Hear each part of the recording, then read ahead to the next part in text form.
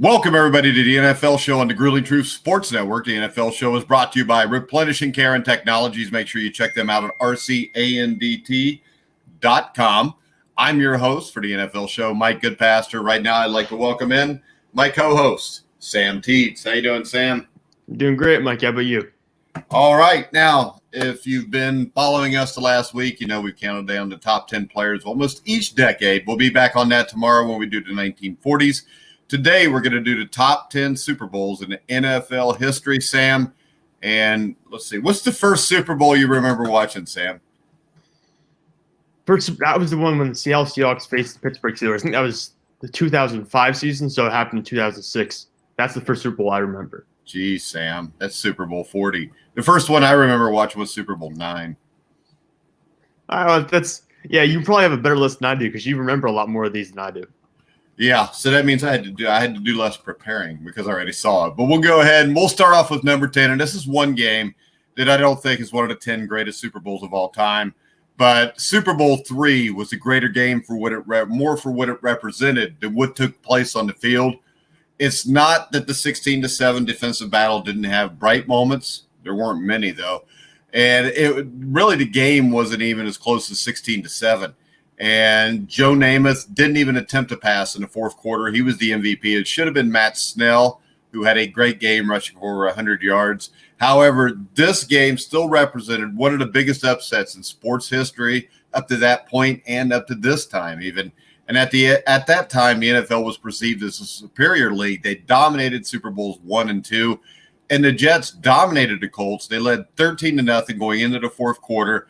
And they were up 16-0 with just over 3 minutes remaining when Johnny Unitas comes in, scores a touchdown, makes it 16-7. Remember, there's no two-point conversion here. So even though this is not one of the 10 greatest Super Bowl games I've seen played, I still think it belongs on the list because of what Super Bowl III represented.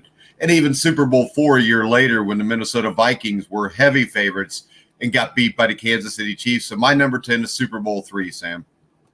Let me ask you this. If not for the Joe Namath guarantee, do you think Matt Snell wins Super Bowl MVP that year? I think if not for the fact that Joe Namath is the white quarterback from Alabama, I think Matt Snell wins the MVP that year. But being the quarterback is a huge deal on winning that. And Joe Namath, was huge even before the guarantee. He was already called Broadway Joe. And the shame of it is he got knee injuries at Alabama, which limited how good he was in the NFL. Because if you watch film of him, maybe 1964-65 at Alabama, the guy was a phenomenal athlete, phenomenal talent. And he's one of those what-ifs. If they could repair knee injuries the way they could today, it would have been a game changer on his career. But he got into the Hall of Fame because of this one game. And I think he's the face of that game. And that's why he's the MVP. He's arguably still the face of the Jets all these years later because they haven't won again. So just tells you a lot about that organization. But my number 10, and I really was tempted to not put this one on my list at all, but I ended up putting it at number 10. I have Super Bowl 25 when the Giants faced the Bills. Of course, this is the game that Scott Norwood misses that 47-yarder at the very end of the game. The Bills lose. They go on to lose 4 consecutive Super Bowls. The Giants win. I was debating not including it, but I still put it in there because it was a close game, came down to the last play, or almost the last play. So I put it at number 10. Why would you debate not having that Super Bowl on the list? Remember this. I haven't seen these games, but I haven't seen all the games at least. But I thought there were other games that might have been more competitive in a way, or more. There's no way. There's no way, Sam. This game's top 5 if you know anything about football. Come on. Have you watched the game? No, I haven't watched the whole thing. I watched the whole thing. Because right now you just hurt your credibility by saying you haven't watched the whole thing. Yeah, I figured. But so, I have that game much higher on my list. Much higher. Number 9, Sam. Number 9's a more recent one. It's Patriots-Falcons Super Bowl 51. Now, this was another one where the Patriots came back against the Falcons. They scored 25 unanswered between the fourth quarter and overtime to go out and win the game. And I was actually watching this with a bunch of people. I was watching this with about 20 people, including one Patriots fan. And about somewhere in the second half, I want to say after the Falcons had their second 3-and-out in the second half, I turned to my Patriots friend, I told him, congratulations, you won the Super Bowl. Because the Falcons couldn't do anything. The Patriots have this epic comeback. They go on to win the game. And apparently, in your opinion, apparently not as good as Super Bowl 25, but I think it was one of the top. It wasn't, but I actually have this Super Bowl much higher than you do also. Oh, well, that's going to be very interesting then. I can't wait to hear the rest of the years. All right, my number 9, Super Bowl 13. The Dallas Cowboys were the defending champions. They had dominated 1977, won Super Bowl 12 easily over the Broncos. This was a rematch of another great Super Bowl that didn't make the list, Super Bowl 10. Now, Pittsburgh pulled out the victory again this time, but there was a ton of drama. The Steelers took a 21-17 lead into the fourth quarter, then scored 14 unanswered points. Dallas responded, though, scoring a touchdown, recovering an onside kick, and scoring again to pull back within 4 with 22 seconds remaining. A second onside kick failed, but there were a number of firsts in this game. It was the first Super Bowl rematch, the first time a defending champion lost in the title game, and the first time a losing Super Bowl participant scored 30 points. It also led to the first of 2 Super Bowl MVPs for Steelers quarterback Terry Bradshaw, who threw for 318 yards and 4 touchdowns.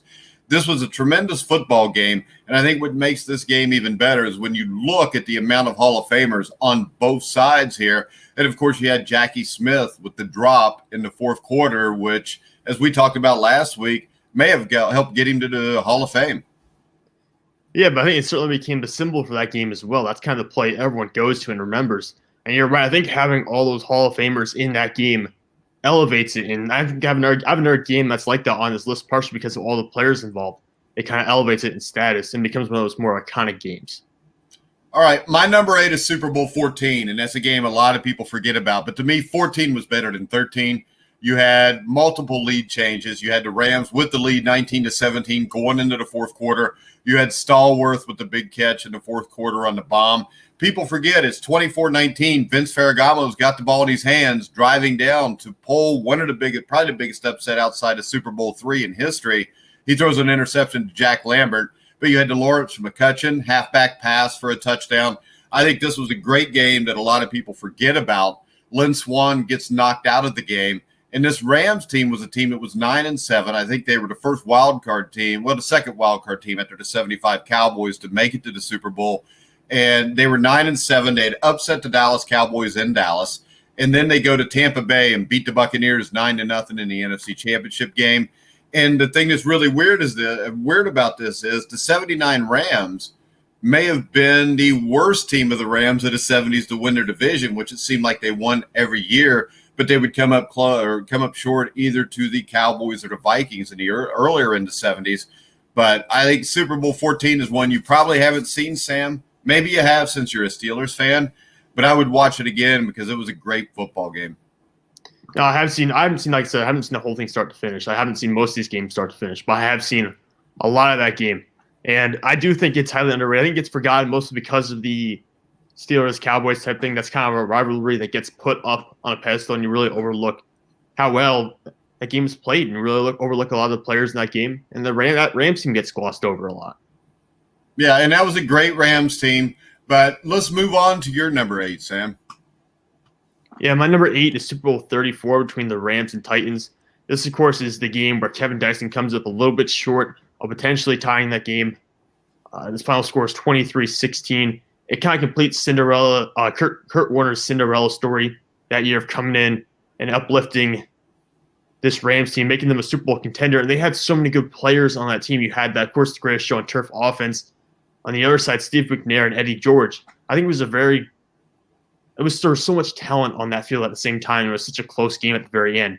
I think this has to be one of the top 10 Super Bowls of all time. I do not have it in the top 10. I think it was a very ordinary game until the fourth quarter.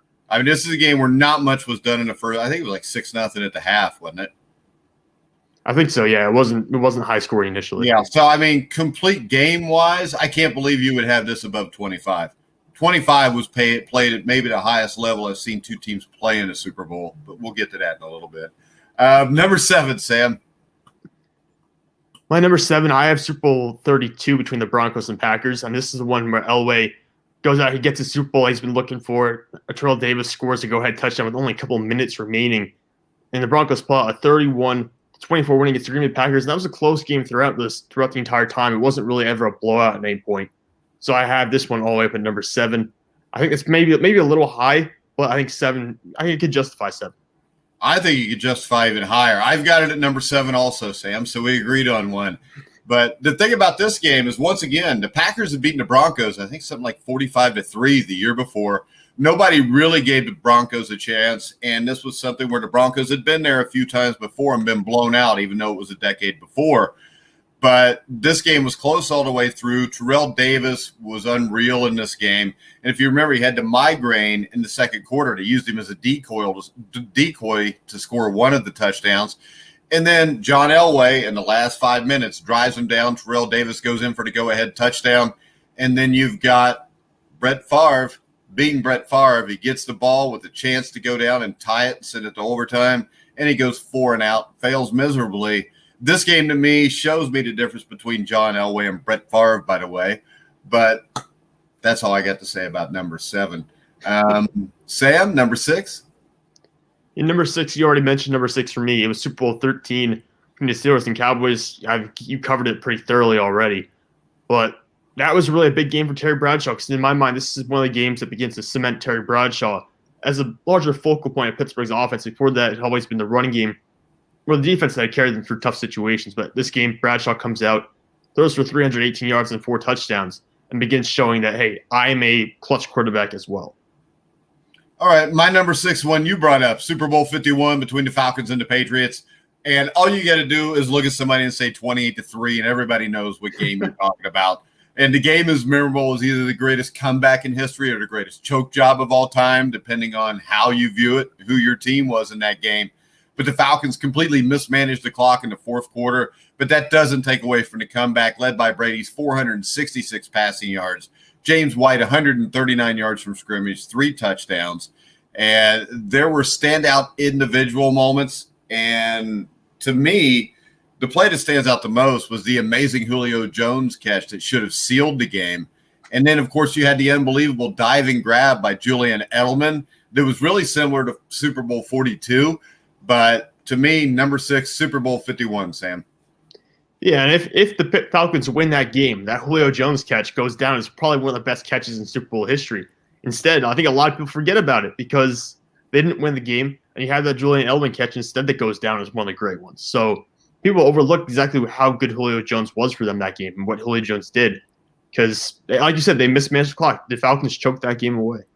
All right, number 6, or you have 5 now, aren't you, Sam? Yep, I'm at number 5. And number 5, this is a little bit because I got to see this game, and it was just a personal favorite to watch. The Super Bowl in 2018, Super Bowl 52 between the Eagles and Patriots. I think this is probably a game you might not have this high on the list, but I just enjoyed watching this one because the storylines going into, of course, Nick Foles coming in, replacing Carson Wentz. There was always a thought the Eagles wouldn't get there because they didn't have Carson Wentz, was playing at MVP level that year. It was a rematch of a previous Super Bowl, although all the Eagles had changed out. You still had Brady and Bill Belichick on the Patriots. And Eagles fans certainly had forgotten they lost to New England early in the 2000s. So this was a bit of a rematch for the fan base. The Eagles win 41-33. You have that great Philly special play. And it's just a memorable game for me. It's just one of the most memorable games I've ever watched. All right. To me, no, I don't have that game on that list. I mean, it was a great game. And the thing about the list is this. If you look, there's not too many games you consider before Super Bowl 25 as being great Super Bowls. Really, there's not too many before Super Bowl 34. And most of the great games were played over the last 15 or 20 years where it seems like the Super Bowl has become much more competitive. And when I look at this, I'm going to give you my number 5 is Super Bowl 49. But I'm going to give it with a caveat that I think the next 5 games we talk about, all 5 could be number 1. And I wouldn't complain about it. But the Super Bowl 49 had just about everything you could possibly want from a championship game.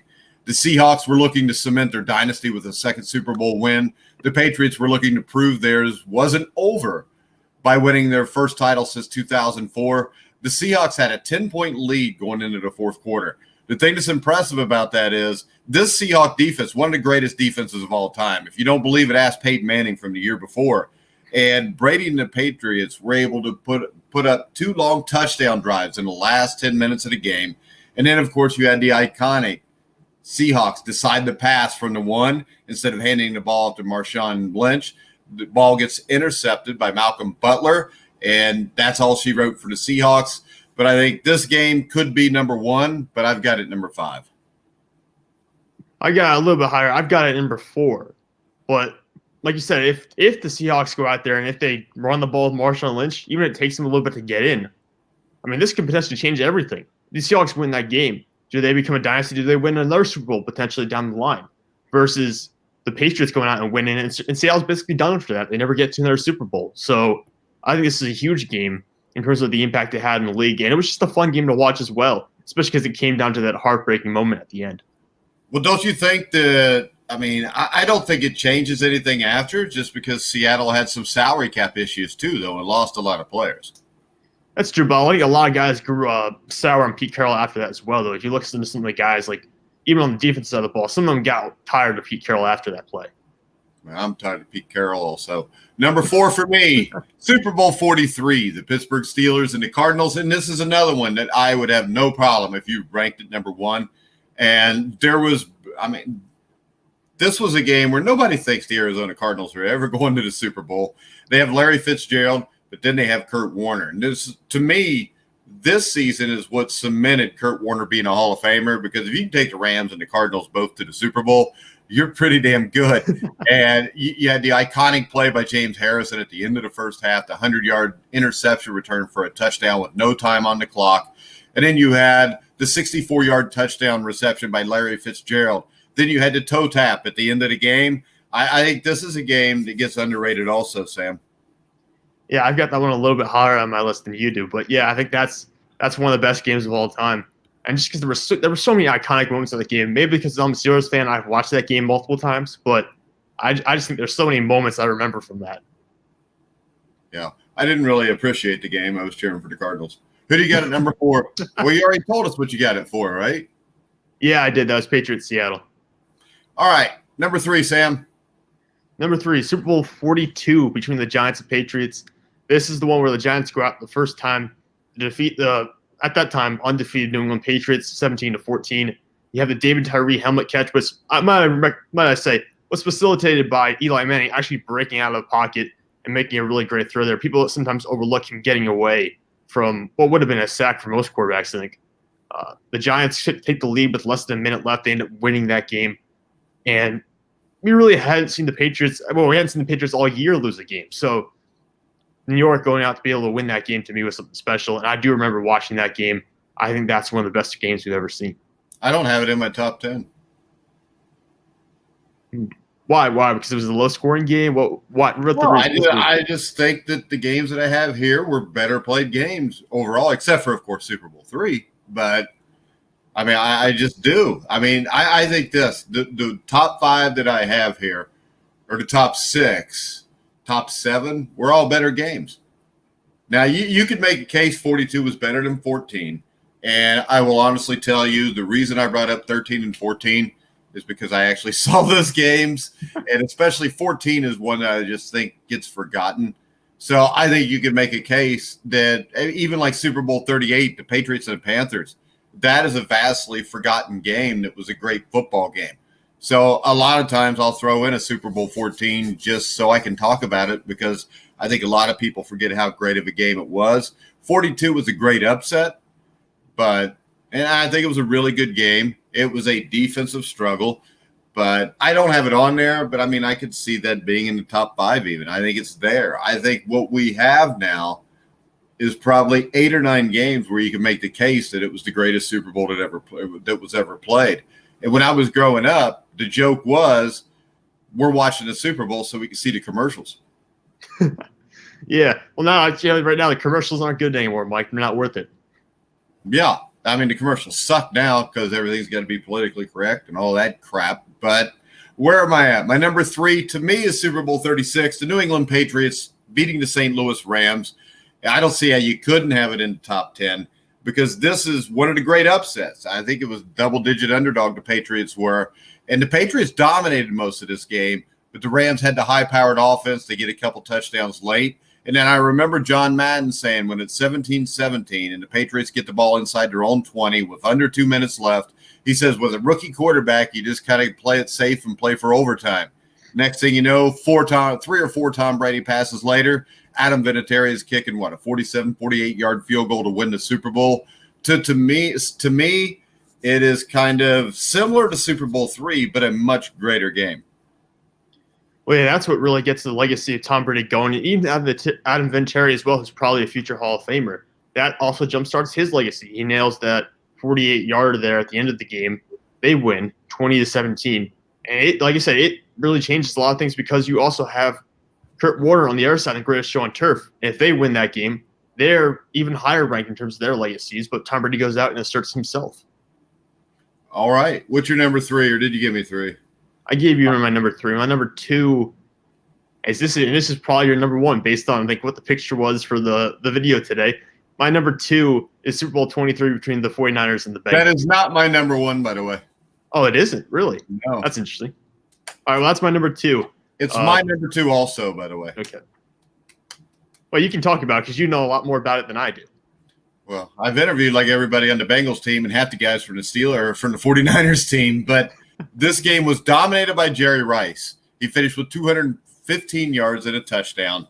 And the thing about this game is you had 2 catastrophic injuries, one on each side. A lot of people remember Tim Cromrye going down with a broken leg, but they forget right before that, Steve Wallace, who I've interviewed on the Legends show, and I've interviewed Cromrye also, went down in that game with a broken ankle. So that's 2 major injuries, one on the offensive line for the Niners, one defensive line for the Bengals. And you look at this game also, the Bengals the year before, 1987, were a mess. I think they were 4-11, 4-11-1 during the strike season. Lost a lot of close games, including the game to the 49ers, where week 2, they're 1-0 playing the Niners. They've got the lead with 3 to 6 seconds left on the clock. And on 4th down, instead of just punting the ball or having, the Bengals punter, Lee Johnson, just take the snap, run around, take a safety, and the Bengals win. The Bengals ran a sweep to James Brooks. He gets tackled with 2 seconds left. The Niners line up. They put trips on the left side. On the bottom side, they have Jerry Rice, and the Bengals single cover him with Eric Thomas. Eric Thomas turned out to be a hell of a corner, but he was a rookie that year. And the Bengals end up losing on a Hail Mary pass to him at the end. The season kind of spiraled out of control. You look at the 49ers, this was a team that at one point was 6-5 in 1988. I think they won their last 4 games, including beating a really good Rams team, they won 4 straight games to make the playoffs. But the last game of the season, they lost to a good Rams team, 48-16. Now, it was a game the Rams had to win to make the playoffs because they ended up going to Minnesota the next week. But then the Niners kicked it in the playoffs. They dominated a good Vikings team who had upset them the year before in the playoffs, 34-9.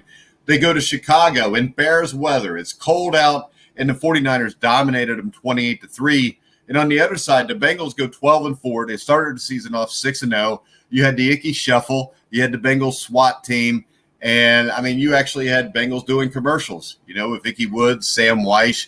You had the Bengals team in 1988, the first team really to expand on the zone blocking for running the ball, the first team to really use the zone blitz, the hurry-up, no-huddle offense. Sam Weish, who brought that to Cincinnati in 1984, had kind of ran from there with it. You get to the Super Bowl, and the Niners are a touchdown favorite. You get to 2 early injuries. The game's 6-3 or 3-3 at halftime. But it was a brutal 3-3. You watch Ronnie Lott and David Fulcher lighting up Roger Craig and Icky Woods, you get the sense of what this game was. And, of course, Stanford Jennings with the 92-yard kickoff return to give the Bengals a lead 13-6 going to the 4th quarter. The Niners tied at 13. Jim Breach kicks a field goal to take the lead 16-13 with 3:22 left to go in the game. And then, of course, the Niners drive down, and John Taylor catches the game-winning touchdown pass. But I think this is a game that gets vastly underrated and kind of forgotten just because it's a Super Bowl in the 20s. Well, yeah, and it's really, it's Joe Montana. I think what's that drive at the end, the drive that really sets them up to win this game, is kind of what makes this an iconic moment. The Bengals, if they won the game flat out, I think it would still been a great Super Bowl. It would have still been one of the better Super Bowls. It would have been a greater Super Bowl then. It would be number 1. But see, also, you had so many times in this game where one play could have made the difference. Lewis Billups, drops the interception in the end zone with the Bengals up 13-6 with 10 minutes left in the 4th quarter. And then the very next play, touchdown 49ers. And then the other one, and he's been on our show 5 or 6 times, Randy Cross. I always give him trouble and thank him because he had an offsides penalty or a false start that took away a first down and made it like 3rd and 15. And then, of course, Joe Montana calmly throws the first down pass. But it was a great football game. And the difference in the game was Joe Montana is better than Boomer Esiason. And for Bengal fans that say, well, if Crumry doesn't get hurt, Stanley Wilson doesn't go on a coke binge. I mean, the biggest thing I can say to that is even if Lewis Billups intercepts the pass and the Bengals are up 13-6, with Joe Montana on the other sideline with Jerry Rice, I still think the 49ers would have figured out a way to win the game. Yeah, they're just that talented of a team. And I think it really showed there at the end of the game just how good they were and really set Montana's legacy up to be even greater than what it was at the time. Yeah, and I mean, actually, that is what made his legacy so great to me. It's just like John Elway. I think the thing that cemented his legacy was before he even won the Super Bowls. It helps to win the Super Bowls. But that 98-yard drive in Cleveland in the dog pound in the 1986 AFC Championship game is iconic. There's not every quarterback. Do you remember a drive like that for Peyton Manning in a championship game? Do you remember a drive like that for Brett Favre in a championship game? There's a lot of guys that make a lot of people's top 10 list that don't have that kind of moment. And Joe Montana had more than just one. John Elway had more than just one. Tom Brady had more than just one. That's why, to me, those are the 3 greatest quarterbacks to ever play football.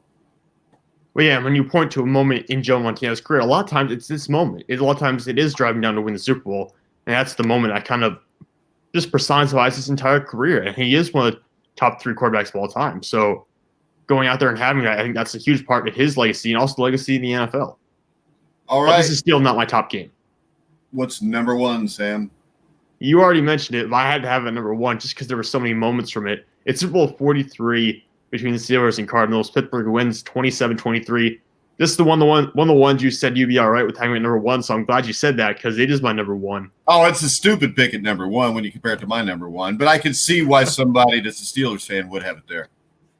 Yeah, it's just this Antonio Holmes catch and James Harrison pick 6. Lamar Woodley went with a game-sealing sack or something like that. And you got Fitzgerald with that go-ahead touchdown. I mean, Fitzgerald was fantastic in that game. He was fantastic in the entire playoffs. We couldn't stop him either.